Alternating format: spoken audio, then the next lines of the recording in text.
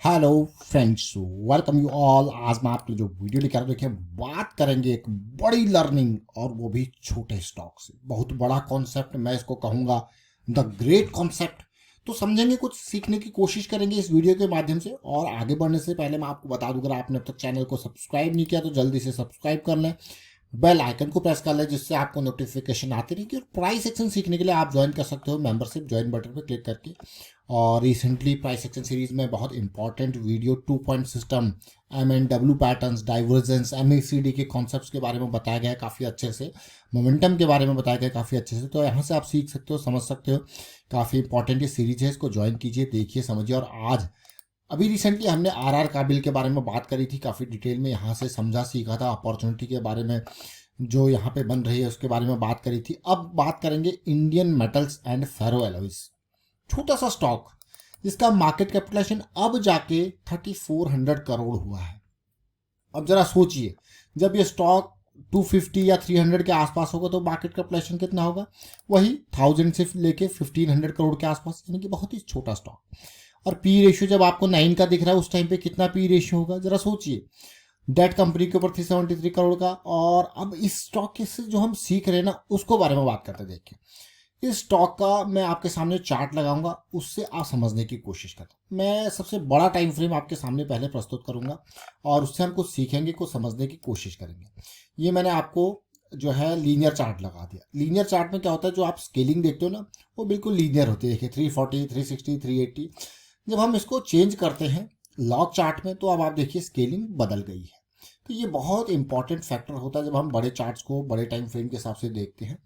और mid cap और small cap में मैं आपको बार बार कहता हूँ कि रिस्क मैनेजमेंट बहुत ही इंपॉर्टेंट है। बल्कि रिस्क मैनेजमेंट तो स्टॉक मार्केट में ही इंपॉर्टेंट है। और सबसे पहले हम सीखेंगे, देखिए, कि स्टॉक कहीं पे भी किसी डायरेक्शन में भी जा सकता है। अगर आप इस लेवल को देखो तो ये 400 के आसपास का लेवल है। अगर ये बॉटम देखोगे तो ये 40 के आसपास का लेवल है। समझ रहे हो क्लियरली? तो मतलब स्टॉक मार्केट में सबसे पहले आप ये देखिए कि कहाँ से स्टॉक कहाँ आ जाता है। तो इसका कोई ऐसा नहीं कि भाई ये नीचे नहीं आ सकता। आप यहाँ से देखिए ये स्टॉक कहाँ पे आया, तो आप देख रहे हो ना क्लियरली। तो ये चीज़ सबसे पहले, इस चीज़ को ये आपको ये दिखा रहा है कि स्टॉक मार्केट के में रिस्क मैनेजमेंट कितना इंपॉर्टेंट है। अब सोचिए, कोई 400 का स्टॉक अगर 40 में मिलने लग जाए तो मतलब 100 रुपये की चीज़ 10 रुपये पे आ गई है। ये होता है, देखिए, फॉल। और उसके बाद जब ये वापसी होती है, सबसे पहले एक और इम्पॉर्टेंट कॉन्सेप्ट हम बार बार आपको कहते हैं कि जब भी वापसी होती है आप अपने टाइम फ्रेम्स को समझें। अभी फ़िलहाल हम जो समझेंगे, जो सीखेंगे, आपको जब भी हमको अलग अलग कॉन्सेप्ट देखने को मिलते हैं, जब भी कुछ वहाँ पे इंपॉर्टेंट चीज़ होती है, तो आपके साथ शेयर ज़रूर करते हैं। देखिए, रैली और एक बड़ी करेक्शन। अभी हम इस करेक्शन को देखते हैं और फिर ये जो रैली अभी कंटिन्यू है उसको समझने की कोशिश करते हैं। तो सबसे पहले मैं आपको इसका थोड़ा सा छोटे टाइम फ्रेम पे लेके जाऊंगा, इससे छोटा, यानी कि वीकली टाइम फ्रेम पे।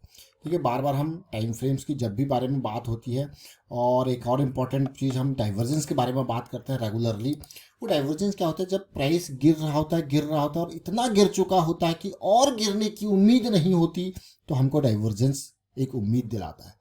अगर मैं दिखाऊं यहाँ पे 1.2 पॉइंट, अब देखिए गिरता गिरता इतने नीचे गिर गया कि जो दूसरा पॉइंट गिरा हुआ पॉइंट है वो भी आपको ऊंचा लगने लग जाए।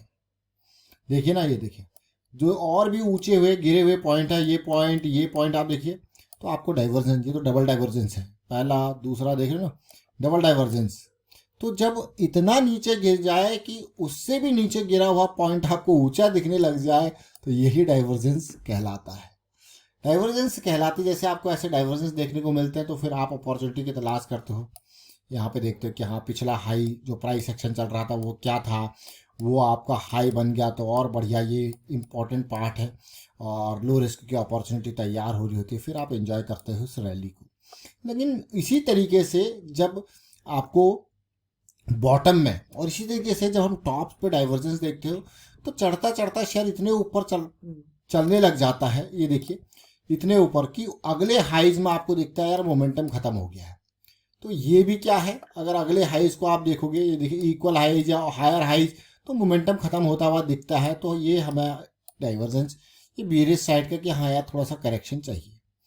अभी रिसेंटली अगर मैं इन फॉल्स को देखूं, आप जरा ध्यान से समझने की कोशिश करना। देखिए इन फॉल्स को देखिए, एक डाइवर्जेंस दिखा, ये करेक्शन थी, उसके बाद ये ब्रेकआउट होता है, फिर पुल बैक आता है। कितना इंपॉर्टेंट है। वाह, ये देखिए। अब मैं और छोटे टाइम फ्रेम पे आपको लेके जाऊंगा ताकि ये छोटी छोटी चीज़ें आप रिलेट कर पाओ। अगर मैं रिसेंट करेक्शन को यहाँ पे देखूं, जब चीज़ें पॉजिटिव आई थी, एक बेरिश साइकिल जो बनी थी वो बुलिश में कन्वर्ट हुई थी। अब ध्यान से समझने की कोशिश करना इस पॉइंट को, ताकि आप रिलेट कर पाओ, रिस्क मैनेजमेंट के व्यू पॉइंट से भी समझने की कोशिश करना। तो मान लो आपको दिखा यार पॉजिटिविटी आ गई है और आपने एंट्री ले ली और बुलिश साइकिल भी स्टार्ट हो गया, आपने कहीं एंट्री ले ली। और कितना इंपॉर्टेंट है रिस्क, 300 पे, थोड़ा इक्वल कैलकुलेशन ईजी हो जाए इसलिए 300 पे आपने एंट्री ले ली। और आपने स्टॉप लॉस रखा, इंपॉर्टेंट डीप स्टॉप लॉस आपने रखा 240 का स्टॉप लॉस। थोड़ा कैलकुलेशन ईजी करने के लिए मैं यहाँ पे कह रहा हूँ, देखिए 240 का आपने स्टॉप लॉस रखा, तो 5-10 पॉइंट ऊपर नीचे यहाँ पे आप देखिए। अब आपका हो गया 60 पॉइंट का लॉस आपका फिक्स है। अब होगा क्या, जैसा अभी रिसेंटली करेक्शन आई है, तो जब आप अर्ली इन द साइकिल किसी स्टॉक में एंटर करते हो तो जो थोड़ा टाइम आपको जरूर देना पड़ेगा, लेकिन जो ये इस तरीके की करेक्शंस आएंगी, ये ना तो बेरिश साइकिल में टर्न हुआ, ना आपका स्टॉप लॉस हिट हुआ, तो आपको डर नहीं लगता। क्यों? क्योंकि अगर आप देखो आपका टाइम जरूर लगा, बट अगर परसेंटेज वाइज इसका फॉल देखें इस पीक से, तो ऑलमोस्ट 20% से ऊपर है, 21-22% के इर्द गिर्द ये फॉल है। आपको डर नहीं लगा।